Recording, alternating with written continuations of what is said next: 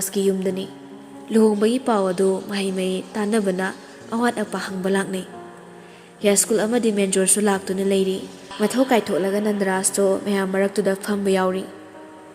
Ya school na. Thazada bahay basiso. Punsiga loy na ranga chatliba maruk makhalamani. Thazada ba thaudok ngaktani thokliba. Icha singsi karam na chawkibano khangawdre ne Nandras. Luhonglani hainirak pasida aidi wakal khomjin dasin na mohot namada awaba manido. Nandras noklaga. Khangdre ambo. Laibak na tamlok po sakso loksin bahay basidi miyoy bay koy gitongni. Chumi. Laibak na piba po sak kuding haraw-haraw loksin mangambagi gun amadi ay koy rechenpam thopani. Punsida ninda tawdo na hinglaga kari ka na gadong amagtang pokpo mapoksida. Yambung di pandit nido. Larik yam na pa ba yambung gi wakal di tamzaningay ni. Adubo laibak na piba ni hayduna nasal beda na abo. Asumaran kang na seto na hikta pokibagi may chaksidi manaw loksan mangamzadre. Masigi may chak asina tungda kari oirakpa nanaw hayba ngamzade. Yambung na waraw bigano. Menjor na tablap na hayrakpa ni. Loy na bikay na kibagi may sak na chak to na layriba menjor ni. Loisan manay draba case ado loisinbam kang na layri. Khwaidagi chakliba maramdi karigidama magi loy na bi hat kibano hayba wahang sini. Magi matang chadaba wari duda eskol tabnam na hayri. Hawziti isa singso sare parabani. Isa boy tholakli nang na khang wari do libagi matam oijabra menjor. Mama laikidabado accident na te murder ni hairubada. Ichagi kari phibam oini abo. Eskol noklaga. Asingba khangmagi hakpiyo na sada. Kariguma masana khanglakpa mikup ado laknaba nangbusu waroki. Soiduna pankiba phurit kudam amana Sri nana taklaga litliba phurittugi magun manghalli. Phurit ado serina halli.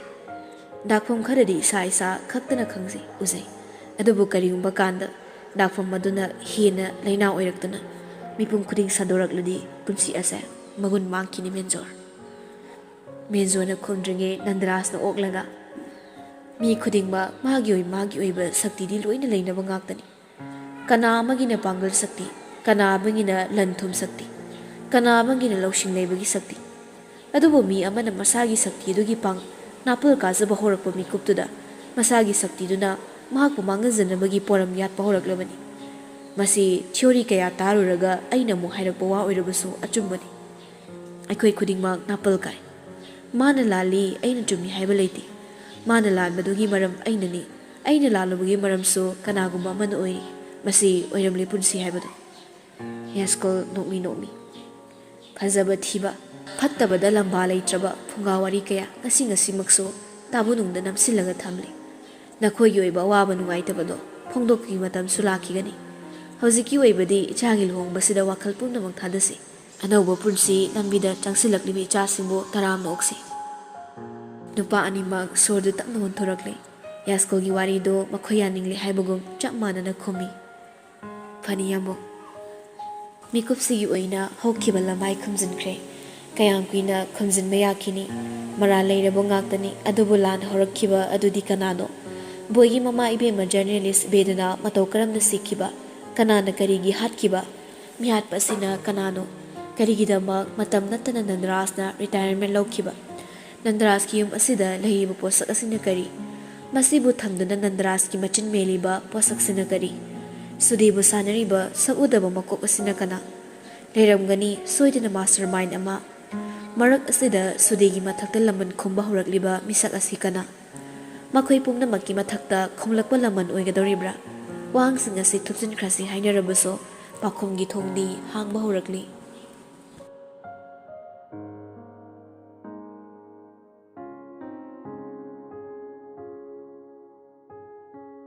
Matau mandaba ningai ni heli magun wangbadi ngangthoptana ngaglakpa wahi na hienbani wahigi magunso saraba kalin ge hingda chankhiba ningtham inga ingengi phuina horakpa nonglakta nongchup thangba atiyada kophet ngalakpa nongzabi thasi numita thorokpa thabal karidabu khenari mayabagi ningaiga matang chadaba singi marakta manung chaliba ningai asina ngamduna mayamdo mamai huru leinaduna hall manungda amuk changakle Robert na chenduna ticket kaklui Mairabagi sabtraduda mayamdu tumin tumin lay wa ngangnade.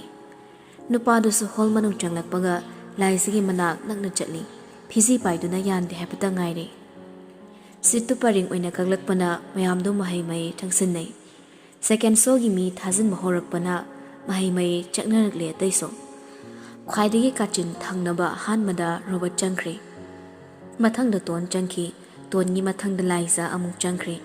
Mairabana maikei amada yinglinge tungda lakpa boido laisagi mang mathangda changi tauri. Nupadu ba oiraktuna boigi khudang taptai. Matangduda boi ingangaklaga. Kainu Mairaba? Nupadu ngaya kumpham khangde makhutu nama duna pisumdo hotpoi khotpoi doranga hairi. Ai me ai thangi mamme kise. Wahai duda boy masu pura laisilaga yingi. Ngyak munda yinglamlaga hairi. Tiny school gi washroom da nupa ma thori yalaga sikhibado ningsingibra. Tanjadu da kari wahangno adubu maira makoknomi ningsingi haibagum. Matamduda mahimai kidana kan amta sangwa ngamnade. Adubu nangde ahingda adusu natanda washroom duda number 1 tawba hangdanda changkibado ai kaudre. Chalo khupak sani paktaba torokano ai famdoini. Si hairaga mangak tu kanthok changki ge tawi.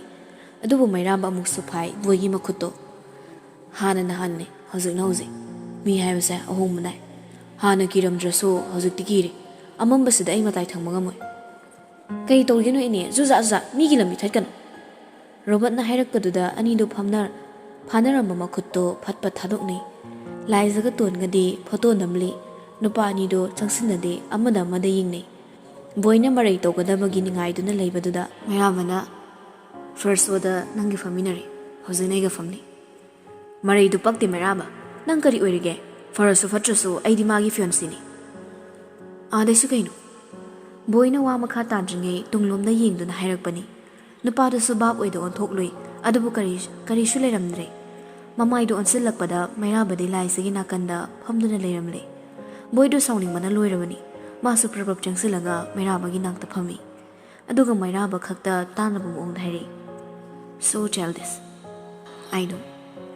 Nokmi hairakpa pakhumni. Tang na magul laina yingsagadaba filmdo anirak hanna nampuda yinglabada bit leitab na loire ataido. Phone metlaga lei boidi Robert uriba hauраклабani. Adubu manakta ton phambana mahak yam active oiba saraga lei. Laisadi haraurabasu humang kangli. Magi matauda tona changsin chirol tauri. Bikul sana. Nang hinzin bayade. Pamdaba sagadamni ko. Nagsidaba sagadongni. Nang ni hinziladi mina pongkini haiba kaungno ko. Laiza makuktu tapna nomi. Ton. Laiza da napsilamba masado Robert na kaurakpada kangpre kangni yingthorakli. Nupadu sunok minongi makut namana paiba popcorn bucketo pirai. Moi hungi si pikro. Nang diga chaminarse. Ton pakhat boy kai boy makuktu thuna nomlaga bucket lauraga laisa pi adubu Mairabana oina lauki mi thazin balore duna ngahaki tong ngan tak tongna thalamba mengal du muthatkre bomamamle screen dagi thorakpa mangal duna phaminari basingi masaksing dudi kaba uri hanjin yeba kango dudi bitlai tabana loire tafum khanglak trabada Robert na wari hore ichilinaw kayano ithandane sir tonna tablapna tahata khumlakpani Swaidadi sir kaudrasi aida. Adudi kai khongdeba. Dada tamo damcha daso. Makal leidaine. Akoi sanana samlapna darubat kaina he korpani marakta. Tonso ikaina. Sir sum kokibadunda. Disi da toina laknambado lepkradi kirore. Wahai duda nupido khangpre khangi. Robert lumba toina chatlamani. Adubu handak mahak lepli. Adubu nupasana thoina hanglibasidadi ton mai thongang sili. Sum mina lana khalam madrana. Midi khaning bakhan mani. Albert Einstein harami. Infinite oiba posak ani khak leibani. Madudi universiga miwibagi wakalga. Marol ni migi wakal. Afabaso phatabaso. Dolan makhul sabagum hekta sakidorini. Adubu nangna maru oiba misak aduna. Khaliba wakalda adu khaktani nangonda maru orise Tuana hanjin hanjin tarabaso gyan taba ngamnaroidaba wahayni. Haina haina ingangong na hangli. Sargisa kay haino ay gyan taba ngamdre. Robert yaton khazi uhalaga noglei. Khalu ko yam thado. Wari daso laik daso. Cinema ama yengmadaso chupling set pa wari sa nungaitabani. Khara ko ngawna gyan tada wari duna interesting oina hak henbani. Gyan tarakpa matamda wakhal gi thongal thengnase. Khaziki oinadi simasi yengu. Adira yengbeso kanaba laibani. Kokta su sinba ngamhodaba sindo phan chongthoraktoini. Tonda no fitawi. Handang Robert na mangonda wayang ngangbirakpasina magi de penbo isakre. Nupase karan khara taraso manungda yamna lemthokpa gulama yauribasina tonda hena kalakpa pokjei ngaujei.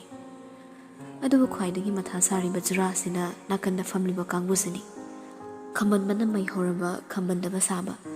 Nungsiban hakchang pumba question jalakpada tumina leptuna leithokpa ngamba saba. Matawdo hande hojikso. Boindi khidau sawali. Laisati kanada so yingda magi thokpa phamkre. Tona haikibado kokta uru uhanduna thamlaga mamituna screen da yingli. Mera bane chok sawna khajin kibana boido laisagi manak masak yingi haiba phok phangdrabani. Adubu mahak laisada posak amadi pidaba yade. Maram sina phamlambadagi khasaktang nontharanga laisarom da yingli mabu kongki haidana. Matangduna mayayda famliba nupado masada nontharap tori. Boido mu chapting khalaga tunglomda mu chaptharaga kauge tawi. Madudaso nupado ienzana phamlaga makokto tunglomda chaptharak tori. Boy sawning na mayrabada yingi. Adubu nupado sinade. Boy sawrang mayrabana paiba porkom dulami. Tanja chana laizana sulam lakpanga matba chanakri. Anidugi khutto bucket manungulda pulap thengsina duna accident thokli. Boy makutu fat lokthokte adum hapchilaga thammi. Laisati makutto sinna silok thokre. Boy gi ingituda mayraba sumjing phamlambadagi laisaromda unsinuna tamlamna hairi. Pokon chaber. Laisa ngaklaga. Kainu. Pokon chaganu sana maramui. Nupido pisum sukle. Maramui haiba waisi mangoda toina sizini. Angang macha themagumna matawda laisa sawningna. Chaba phawdi pana birakano. Yamungina thosunate. Popcorn charaga kidorage. Mayraba pa khumde paiba popcorn bucketto boyda kitnam silaga makutto fatfat kanthok laga hairi. Sodium gi saruk yam yawbani. Sodium high oiba pot chabase blood pressure wangnaba maram oi. Unhealthy oiba snack da popcorn se list number 3 da yawribani. Aduna chaba phatti chanu. Kanai dagi kotu na nganglino masakpo gyan tade nupiduso pairaga mu sima yengkre. Matang na sadriso romansin oiramli. Mayrabaso chumjing yengi filmdo. Sin khara kaklaso romance kabak-kabakti yawdaba nate. Hollywood ki ayobi romance ni. Ikai khangdaba nupido ngaside mamaido ngangtak tawi. Mani ikairido atay karigi nate. Mayrabana chimbalda ngarung son kiba wahiduni. Asam na haikibado. Ahingdi thanda yengadaba filmini side. Ningsingiraga laisado phamba ngamaktre. Wakal oida tongan thamliba makhut anido thengnaba pot amada khangphai paisali. Tonsu makhutuda khangbai paisalakpaduda laisada yengi. Kaidorangi. Mikupta laisagi atopa khut amado kanagumba amana pairakpagum pharakpada haige toramba wado toklaga ta hairi. Yamungda khut paire ton. Khangsilarano chumna sumlayo harawbut payadiko mawalog dabasa. Wahiduda nupido chumna layna wotnay nungsar sor tapna holaga pen manaidraba thamoiduna wakhalgi nonglayda tawringi na pachikna tarai. Sana laisadu taha mayrabada yenglay no sunokte sakso saude chumring hairi mahusago kana paisalakano picture so nakhusanai. Wahiduda laisa nontharaga yenglay adubu mayrabana magi makhut pairak oiramdre mana mayrabagi makhut pairubu oiramle sezet paisanduna leiramle. Khuzin sangmana nupadogi khubak mayaido khuzin mami taba hore. Matawda makutto ta thadui amusu lanjadaba saragai. Kanana iginakta phambiu haige phamsi khidau sagat pagini. Ikai khangni songlang sinaduna lakthoki tawbu makutto mayrabana khangba pharakle. Isam chamna paisan manate makhut machado chena pairanga liliba jacket ki pocket ta hapchinkre. Mamituna sumring yinglaga taplapna hairi. Tapna payo haibani, langthu haibanati. Laisa pakhatna tonda muta ta hairi. Ton, yamuna ye kutsa magi pocket hapchen kre. Ton tapna. Kejo magi hero sari ni. Nangaina da basau ko. Nakulau tu. Wahai du da laisa makut yam thuna satke tawi. Matau da mayaba laisa gi makut to khangbai paisilai hina chena. Kari torak kadamano khanda laisa do kirup yingi. Amma marak to da musi uriba mayaba gi maithong do. Onthok na rasi lain so changkon kre. Makut na chena paisiliba asimadi kari shu phau da bazala. Kaisu khanda icham na paribra. Tapna pairaga asung kaba mayai dagi kakhalakle. Laisa mihulgi khonjel do hena yankhalai. Nupa do sulepte. Kuwa mayai dagi tapna dan khalaklaga kudang do da chap lepi. Magi kudombi khudya ani do tingthoklaga laisa gi kudangi mihul mapa do da chap chana thammi. Asum nangi hak leiramaga mairamba magi honaba samtak taw huya ani do otli hairaga nokladuna laisa da yinglei. Wow, 160 per minute. Tangna nokpa minoktuna amuki hena ngakhonkhre. Mihuldo tasengna thifom khangdre. Nupadu so wakhal tarak lamale. Noklambado chap lepkhre. Aduga serious oiba moong meetingda nupiduda hena munna yenglaga makhatai. Now 170. Ay no oroisana. Heartbeat to control to. Masigi pulse rate sinagi increase tawraklaba. You are gonna explode. Thausanaba sariba nupido chenpham leitre. Mihul karisa tawdi hairaga maray yetninglabaso. Cardiologist amagi mamangda karamni bhul chenade haiduna onkhatuna khumluni. Upay layraktrabada taplap hairai saw lauraga. Hainade, migi khutta tap painu. Nangi khut nate. Mihul chongning ratokni. Nangi mihul nate, aigi mihul ne. Aigi kusi, mai mihul, mai rule. Magun yaudraba maray duda mayram panok mi tawrakle. Karisu khumlakti mi kukhara. Laisigi makutto takna mukpaisile. Ngayak asam layramlaga makut amaduna khongawi pocket humzilaga karino malau thorakle. Basakto laisigi makutto da tapna thamlaga chena paisile. Aduga makutto tapna thadok pirakle. Laisa kaino khanda yengle. Laihawni ngorunaba manapungma. Ponglakna mapung pharaba laihaw layren ama. Seliba phirol yengliba film tawriba magi ayobi style. Hi-fi ni haiduna muktana laisaba nupido nupasina pirakliba itek pamanam chenba laihaw layren adu ubada. Wakhaldo 19th century da orso singsin biraboy khalai. Hozik oyiba matang siga yamna chana drabaduna nupido laihaw duda yengna sauningna soli. Tulip rose lily gi matamsida laihaw kaina old fashion. Nupido na pamdabagi moongda taksi solibada ubada mayraba khoktak chai. Tasing old fashion oirabra khali mahakse khanjana na soli. Rose phajai tulip sumagulai. But I am the man who prefers laihaw layren instead of roses. Sajibuda satpa laihawni achamba laihaw nate. Cheksina thamosana. Wahi do hainingi khonjel thokna natraga ningol magi napada changsilaga. Adubu khonjel thokna haidokpadi ngamdre. Nupidudi pamdabi moongda soktok sushin tawraga leikre. Mataw aduna mamu manaktagi inthokpagum phawalli. Wakhal manadabagi pal amana khazin biraklabagum loina na mana ngasi laklibasi laisana laaningdabra. Hainadabra haiba wahang ama kafet ngalai. Wakhalgi atiyada maning tamlai. Somna nupidu so pamdaba sadana laihawdu hanna yingde. Adubu makutna chena paisili kanana munkini matagom. Wakhalgi kachil amada hanjin khali. Dr. Kamalgi mahanabi kongba ase warinduda urireina haikiba wahaido ningsingduna wakhalda soli. Sajibuda satpa laihawdi achamba laihaw nate. Hendaida haptrabaso thamoida thamba yai. Yamungna piba posakti thamoida thamgadabani.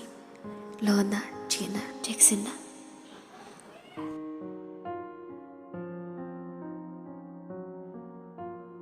Magi oiba sangsar amada tawringe boina hogalaga thokibado kanana so khangudre. Washroom changluraga paring leiriba sing managaduda ngayak lepnaga leiboido. Ngasay mayrabana laisada leihau pikibado mamit magnuhowi. Hingsindaba sadana yengluba mityeng amada. Mataudo lingsing-lingsingna laisada pizage khana lohna purakpa angang rosto. Pocketagi tapna lauthoraklaga mitmangna thammi. Rosto ngayak muna yenglaga boy momonoi. Nangna fazara kaidoni. Mapugi manakta yawusu ngamdaba. Sare pharaba leinam chawbi nangmudi. Leihau leiren amana magule lamme. Si hainaga sing counter aduda thamamle tapna. Rostuda hanna yenglamda mafamdudagi khonglei thuna thokre. Nupa nupigi sai tongalabasu sing thampham dipuli. Matang asida boyne hek thokhibaga ledis washroom aromda changluranga khut hamgi khanna thada singlei badomda changlei nupi ama. Makhutto prabha hami. Filmnu matang yamna hawkrani khaladuna makhut hamba loirakpada hand dryer duda makhutto ngayaka ngalaga matam lowi. Chatlagi haiduna thoranglakpa tanjaduda counter leiriba domda rosto tarang urai linda. Ngaksangang rose aduna mafamda tarak taraga leibado yengbada onthokna nungsirure. Ngayak sumiglamlaga rosto tapna paikhatlaga naget ko yengi. Kanana thalumi zano thoinu noklami zala. Linda loijibo nangbo thun hauzalamani. Mapanda leihauba mamanabido namduna kaurakpaduda Linda suhoi haiduna ta thoknabo nei. Rosto thamlamsira khali. Rosto da yengna tingthoknabo makuttuso sat amuk tingsilaga mathanda soli. Leini. Bina kaurambo irabaso thengnaba aina mapu oiba tabani. Si hairaga nokmi yaliba side bag machado hangdoklaga manungda tapna hapchinkre.